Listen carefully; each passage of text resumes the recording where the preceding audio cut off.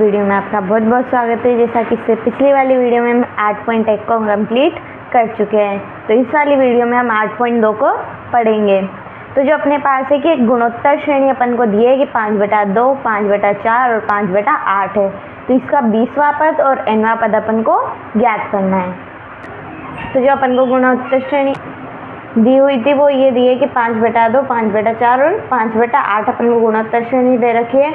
अब उसने बोला कि इसका 20वां पद और nवां पद अपन को ज्ञात करना है। तो अपने पास जो a है वो अपने पास 5/2 और r अपन निकालते हैं a2/a1 से। तो a2 है अपने पास 5/4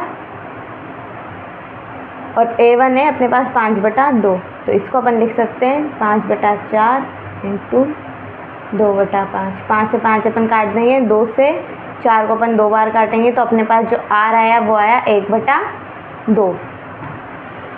जब अपन 20वां पद निकालेंगे तो a20 अपने पास होता है a r⁻19, क्योंकि n-1 होता है।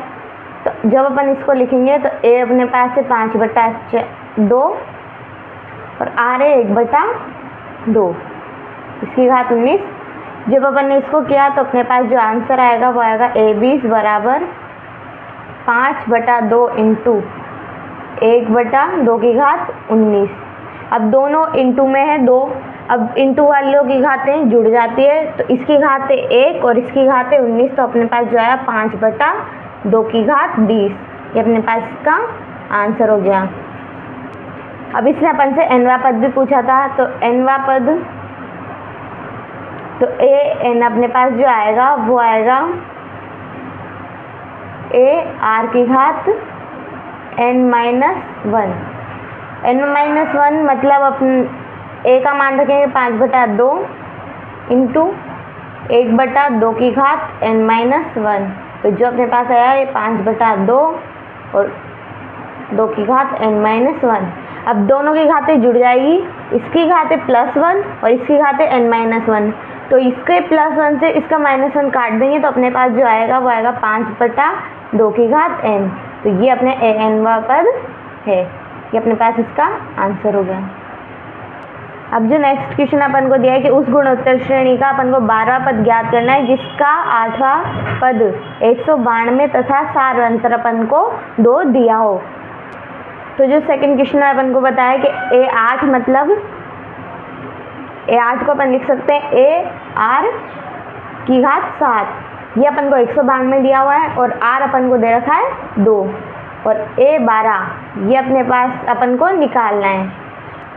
तो जो अपने पास r का मान है वो अपन यहाँ रखेंगे। तो अपने पास आएगा 192 बराबर a और 2 की घात 7। 2 की घात 7 अपने पास होता है इसका मान, तो वो होता है अपने पास 128। पर अपन इसको ऐसे लिख सकते हैं कि a बराबर अपन लिखेंगे 192/2 की घात 7। 192 के जब अपन गुणनखंड करेंगे तो अपने पास आएगा इसके गुणनखंड। जब अपन ने 192 गुणनखंड किए तो अपने पास आए 2 की घात 6 इंटू 3। तो अब अपन इसको उसमें रखेंगे तो अपने पास आएगा 2 की घात 6 इंटू 3/2 की घात 7। 2 की घात 6 से अपन 2 की घात 7 को काट सकते हैं। तो अपने पास बचेगा a बराबर 3/2। अब उसने अपन को बोला है कि अपन को a12 का मान निकालना है, मतलब 12वां पद अपन को ज्ञात करना है। तो a12 अपने पास होता है a r⁻11। अब a का मान अपन ये रखेंगे और r का मान अपन रखेंगे 2। तो a का मान रखा अपन ने 3/2 इंटू 2 की घात 11। अब 2 से अपन इसको काट सकते हैं 10 बार, मतलब 2 की घात 11 को 2 की घात 10 बार। तो अब अपने पास आया 3 इंटू 2 की घात 10। ये आएगा अपने पास 3 इंटू 1024। जब अपन इन दोनों को इंटू करेंगे तो आया अपने पास 3072। ये अपने पास इसका आंसर हो गया। नेक्स्ट क्वेश्चन है अपन को दिया है कि किसी गुणोत्तर श्रेणी का 5वां पद, 8वां पद और 11वां पद अपन को दे रखा p, q और s। तो अपन को बताना है कि q² बराबर है p इंटू s के। तो जो अपन को दिया था कि 5वां पद है अपने पास p, अपन 5वें पद को लिख सकते हैं a r⁻4। 8वां पद है अपने पास क्यू को अपन लिख सकते हैं ए आर की घात 7, और 11वां पद है अपने पास एस, इसको अपन लिख सकते हैं ए आर की घात 10, और अपन को बताना है कि क्यू स्क्वायर बराबर है सी एस के। तो अपन पहले LHS निकालेंगे।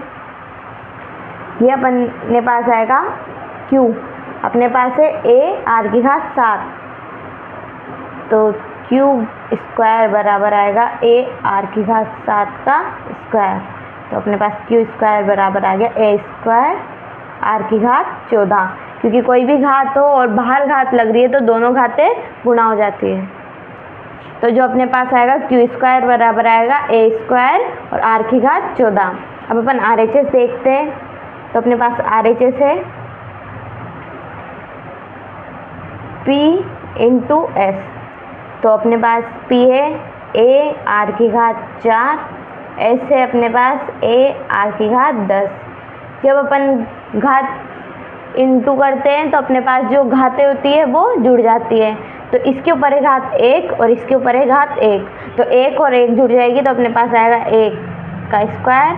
और जब अपन आर की घात 4 और आर की घात 10 है तो 4 और 10 को जोड़ेंगे तो आर की घात 14, तो अपने पास P इंटू एस ही आया ए स्क्वायर और आर की घात 14, और अपने पास जो क्यू स्क्वायर था वो भी यही था।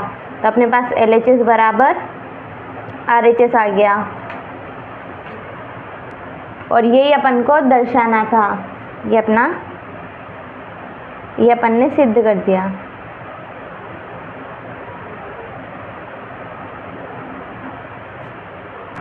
तो जो नेक्स्ट क्वेश्चन दे रखा है किसी गुणोत्तर श्रेणी का चौथा पद उसके दूसरे पद का वर्ग है, मतलब जो A4 होगा वो A2 का स्क्वायर होगा, तथा प्रथम पद है अपने पास -3, तो 7वां पद अपन को इसमें याद करना है।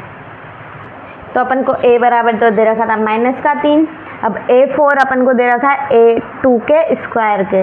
A4 को अपन लिख सकते हैं ए आर का क्यूब, और A2 को अपन लिख सकते हैं A इंटू आर।